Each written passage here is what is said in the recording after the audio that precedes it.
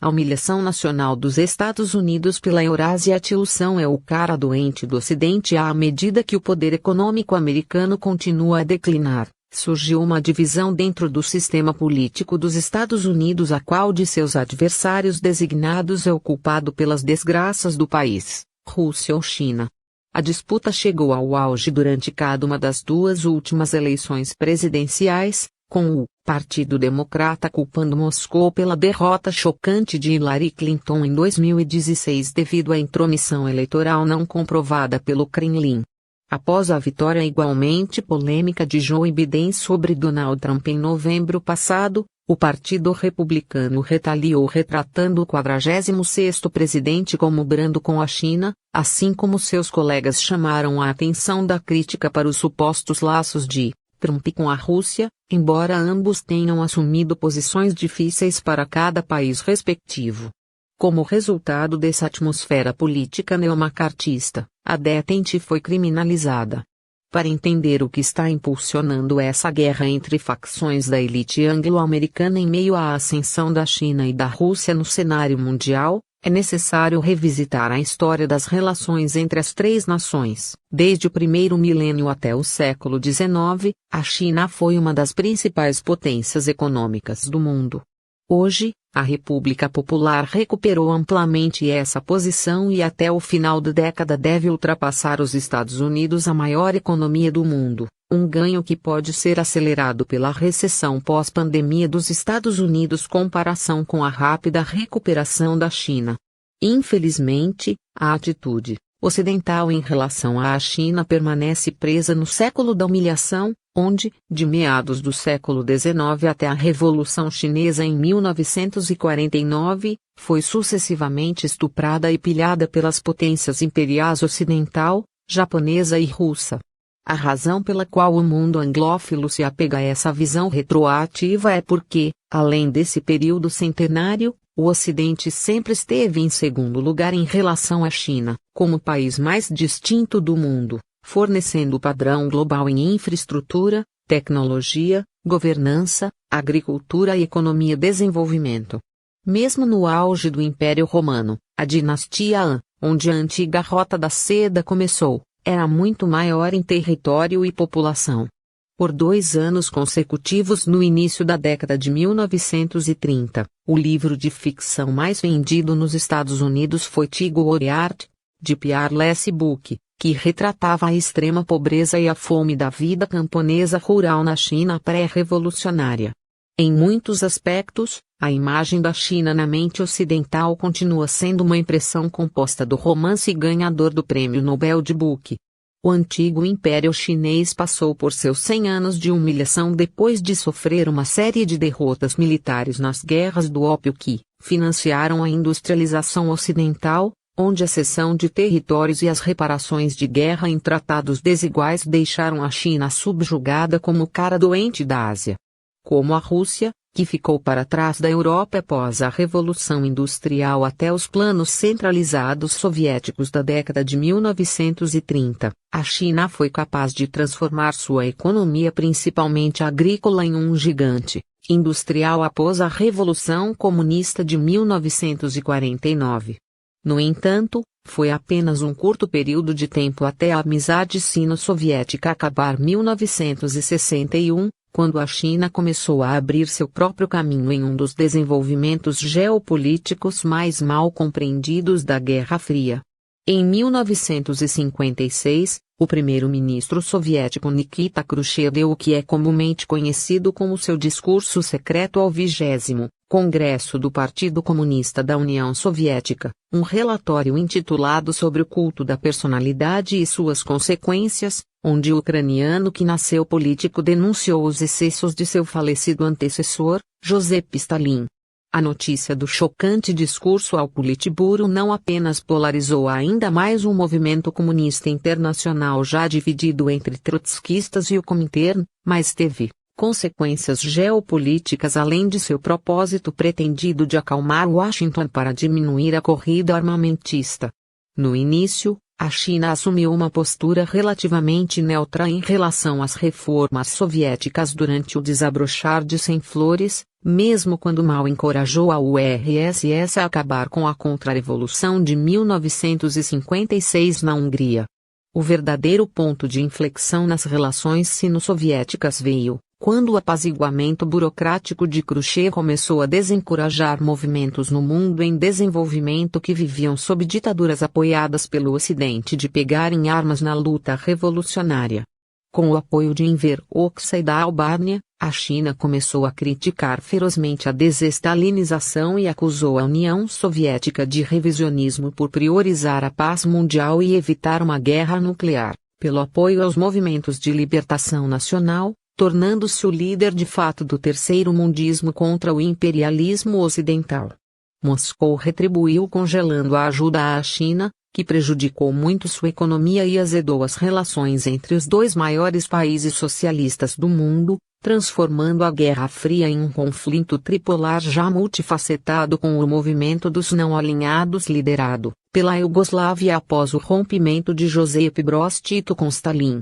Enquanto a RPC continuava a romper com o que Mao via como o desvio da URSS do marxismo-leninismo, a China seguiu o caminho primitivo da Revolução Cultural durante a década de 1960 em meio à ascensão da facção da Gangue dos Quatro, que deu um passo na política antissoviética. Ainda mais ao condenar a URSS como social imperialista uma ameaça ainda maior do que o Ocidente. Isso levou a vários grandes erros na política externa e a uma completa traição ao internacionalismo, com a China se aliando aos Estados Unidos em apoio à UNITA contra o MPLA na Guerra Civil Angolana, os genocidas Khmer Rouge apoiados pela CIA no Camboja contra o Vietnã e os fascistas do regime de Augusto Pinochet no Chile. Após anos de isolamento internacional, o presidente dos Estados Unidos Richard Nixon e seu criminoso de guerra secretário de Estado Henry Kissinger foram recebidos como convidados em 1972. Apesar das razões iniciais para a divisão sino-soviética, ironicamente foi a União Soviética que acabou carregando o manto de libertação nacional como a URSS apoiou numerosas revoluções socialistas no sul global enquanto a China se aliou ao imperialismo. Em retrospectiva, a conclusão da Guerra Fria com o fim da URSS foi indiscutivelmente um resultado inevitável da divisão sino-soviética. Em última análise, erros foram cometidos por ambos os lados que são reconhecidos pelos dois países hoje, como pode ser visto na visão histórica negativa de Khrushchev do Partido Comunista da Federação Russa e na denúncia da Revolução Cultural e da Gangue dos Quatro pelo CPC, não CCP. Na verdade, a China desde então pediu desculpas a Angola pelo apoio a Jonas Savimbi. No entanto, a ruptura nas relações políticas com Moscou também deu início ao processo para que a China desenvolvesse sua própria interpretação do marxismo-leninismo que divergia do modelo soviético e acabou permitindo um nível de iniciativa privada que nunca ocorreu sob a URSS, inclusive durante a nova política econômica de curta duração dos anos 1920. Verdade seja dita, pode ter sido exatamente isso que impediu a China de ter o mesmo destino. A partir de 1978, a China começou a abrir sua economia à iniciativa privada nacional e até mesmo ao capital estrangeiro, mas com o partido no poder e o governo mantendo a autoridade final sobre os setores público e privado. O resultado da implementação de reformas orientadas para o mercado, mantendo principalmente a propriedade estatal da indústria, foi a maravilha econômica que vemos hoje, onde a China se tornou a fábrica mundial e potência global de fabricação. Por 4 décadas, o crescimento real do produto interno bruto da China foi em média de quase 10% a cada ano e quase 1 bilhão de pessoas foram tiradas da pobreza, mas com o capital nunca ultrapassando a autoridade política do CPC. Infelizmente, o sucesso da reforma de Deng Xiaoping do sistema socialista chinês não foi replicado pela perestroika reestruturação, na URSS sob a liderança de Mikhail Gorbachev, que falhou completamente em reviver a economia soviética e acabou supervisionando sua dissolução em 1991. Durante a década de 1990, a Rússia sofreu um colapso total, pois suas empresas anteriormente planejadas foram desmanteladas pelas mesmas políticas neoliberais às quais Margaret Thatcher certa vez expressou não há alternativa à China. A restauração do capitalismo aumentou drasticamente a pobreza e o desemprego, enquanto a mortalidade caiu em uma década inteira sob a terapia de choque imposta pelo FMI, que criou uma nova classe obscenamente rica de oligarcas russos da noite para o dia. Tanto assim, as fortunas do semibancar China 7 banqueiros, foram comparadas aos boiardos da nobreza czarista dos séculos anteriores. Essa elite compradora também controlava a maior parte da mídia do país enquanto financiava as campanhas eleitorais do presidente pró-ocidente Boris Yeltsin, que transformou a economia anteriormente centralizada em um sistema de mercado livre. Isso foi até que seu notório sucessor assumiu o poder e trouxe o setor de energia de volta ao controle do Estado russo, que restaurou os salários, reduziu a pobreza e expulsou investidores estrangeiros corruptos como Bill Browder. Desnecessário dizer que os EUA não ficaram satisfeitos com o renascimento bem-sucedido da economia russa de Vladimir Putin porque os Estados Unidos já enfrentavam um contendor geopolítico na China. Como a China tem sido a superpotência econômica em ascensão mundial por meio de sua mistura única de empresas privadas e estatais, a economia dos Estados Unidos encolheu à medida que a liberalização do comércio e a globalização desindustrializaram o Rust Belt. Simultaneamente, a despesa do orçamento militar tornou-se tão gigantesca que não pode ser auditada, enquanto as guerras imperialistas precipitadas no Oriente Médio após o 11 de setembro marcaram o início do fim para a hegemonia americana. Em 2016, Donald Trump subiu ao poder contra o establishment político por causa de suas guerras sem fim e acordos de livre comércio antitrabalhadores, abandonando a proposta de Parceria Transpacífico, TPP, em seu primeiro dia no cargo e impondo tarifas protecionistas que deram início a uma guerra comercial Estados Unidos-China. Infelizmente, quaisquer esforços para devolver a energia produtiva dos Estados Unidos terceirizada para a China por multinacionais e reduzir a construção de um império americano estavam destinados ao fracasso.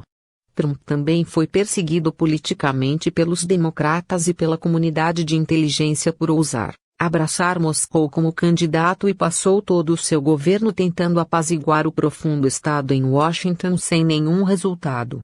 Curiosamente, foi relatado que ninguém menos que Henry Kissinger encorajou Trump a aliviar as tensas relações com a Rússia como uma estratégia para conter a China, o inimigo tradicional com o qual ele convenceu Richard Nixon a dar passos em direção à paz. O Partido Republicano, representando os interesses do complexo militar e industrial, retribuiu a histeria anti-Rússia acusando Joe Biden de ser fraco na China, embora a administração anterior de Obama Biden tenha presidido um aumento militar sem precedentes no Pacífico como parte do pivô para a Ásia dos Estados Unidos. As opiniões dos constituintes de ambos os partidos também parecem cair em linhas partidárias, conforme indicado em uma pesquisa recente do Gallup, onde apenas 16% dos democratas têm uma visão positiva da Rússia e apenas 10% dos republicanos consideram a China favoravelmente. A ascensão da Rússia e da China no cenário global representa uma ameaça tão grande ao domínio de todo o espectro de Washington e que o chefe do Comando Estratégico dos Estados Unidos, Almirante Charles Richard, alertou recentemente sobre a possibilidade muito real de uma guerra nuclear no futuro com os dois países. Sob a administração de Xi Jinping, a China reformulou a ordem geopolítica com seu ambicioso projeto de infraestrutura da Belt and Road Initiative BRI, também conhecido como Nova Rota da Seda. Ao mesmo tempo, a Rússia reintegrou várias das ex-repúblicas soviéticas com a formação da União Econômica da Eurásia, EAEU. É concebível que o retorno da Rússia à política mundial tenha o potencial de transformar a esfera de competição entre os Estados Unidos e a China em um plano multipolar onde o equilíbrio de poder pode mudar em direção a um cenário geopolítico mais estável no longo prazo. No entanto, o desafio feito pela parceria Xi-Putin ao domínio da capital ocidental é a base para a belicosidade dos Estados Unidos em relação à Eurásia, assim como a união de suas forças para reparar as relações políticas sino-russas rompidas décadas atrás. Quando a União Soviética se dissolveu, a tentativa de aliança Estados Unidos-China efetivamente terminou e a reaproximação sino-russa começou. Mas o que impediu a RPC de seguir o mesmo caminho do Bloco de Leste? Porque Deng teve sucesso e Gorbachev falhou. Afinal, os protestos da Praça Tiananmen de 1989 foram simultâneos às numerosas revoluções coloridas por trás da cortina de ferro, embora a narrativa ocidental sobre o incidente do 4 de junho omita que entre os manifestantes pró-democracia estavam muitos maoístas que consideraram as reformas de mercado de Deng uma traição ao socialismo chinês. Acontece que o próprio Xi Jinping identificou corretamente um dos principais motivos pelos quais a URSS se dissolveu em um discurso de 2013, porque a União Soviética se desintegrou. Porque o Partido Comunista Soviético caiu do poder. Uma razão importante foi que a luta no campo da ideologia foi extremamente intensa, negando completamente a história da União Soviética, negando a história do Partido Comunista Soviético, negando Lenin, negando Stalin, criando niilismo histórico e pensamento confuso. Os órgãos do partido em todos os níveis haviam perdido suas funções, os militares não estavam mais sob a liderança do partido.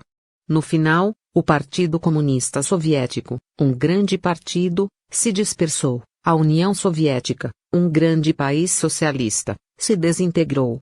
Este é um conto preventivo. Xi está correto ao dizer que a China, ao contrário da União Soviética, nunca cometeu o erro crucial de fazer o jogo do Ocidente ao condenar sua própria história, como fez Khrushchev em seu discurso secreto. Apesar do fato de que o relatório do líder soviético continha falsidades demonstráveis, como a afirmação absurda de que Stalin, um dos mais formidáveis ladrões de banco da Rússia como revolucionário, era um covarde com medo da invasão nazista que se aproximava de Moscou durante a Segunda Guerra Mundial, o discurso serviu dividir o movimento comunista internacional e lançou as bases internas para a queda final da URSS. Quanto às razões econômicas para os diferentes resultados, o falecido historiador marxista Domenico Losurdo explicou: se analisarmos os primeiros 15 anos da Rússia soviética, veremos 3 experimentos sociais.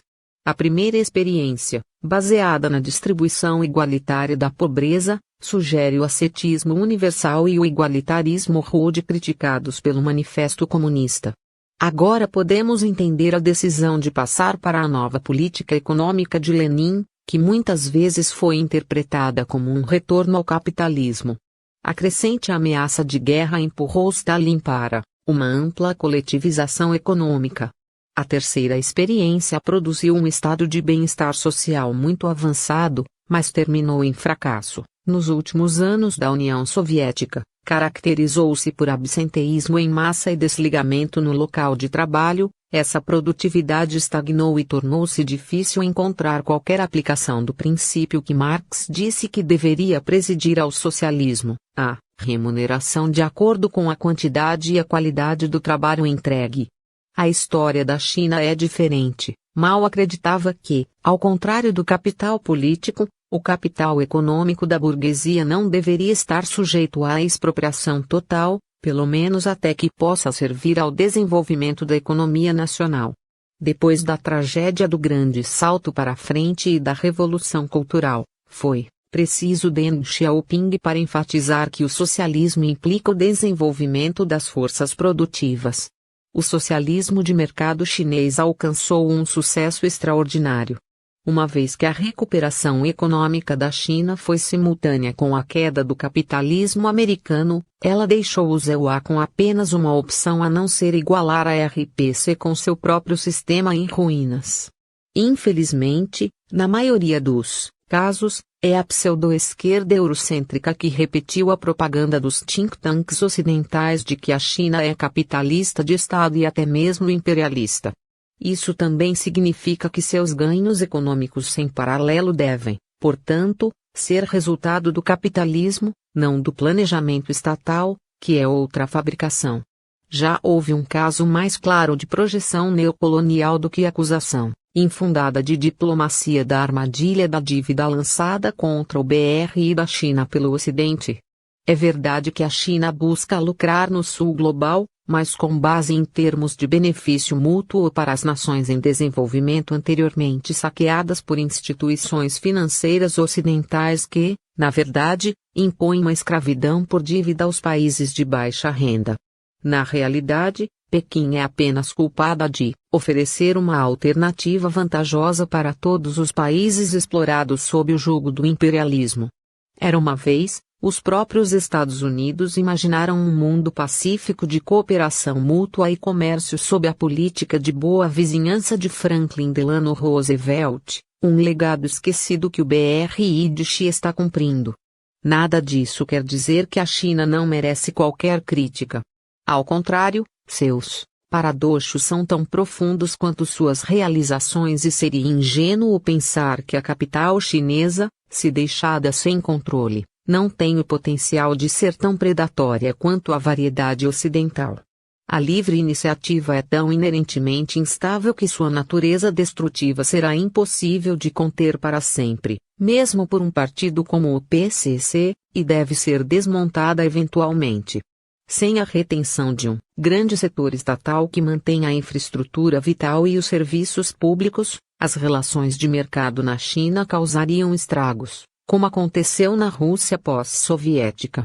Sem mencionar que o maior progresso feito pela RPC foi nos anos anteriores às reformas pró-mercado e, em última análise, serviu como a base sobre a qual o socialismo com características chinesas pode prosperar. A lição da queda da URSS é que mesmo uma sociedade capaz dos mais incríveis avanços humanos não é invencível para um ambiente de mercado. A União Soviética resistiu a uma invasão por mais de uma dúzia de nações aliadas durante a Guerra Civil Russa e a um ataque da máquina de guerra nazista na Segunda Guerra Mundial, mas sucumbiu à perestroika. Embora a Rússia possa estar sob o mercado livre, ambas as nações são uma ameaça ao capital ocidental porque representam um novo modelo cooperativo onde todos ganham nas relações internacionais e o fim da unipolaridade americana. Não deixe de dar aquele like amigo e seja inteligente,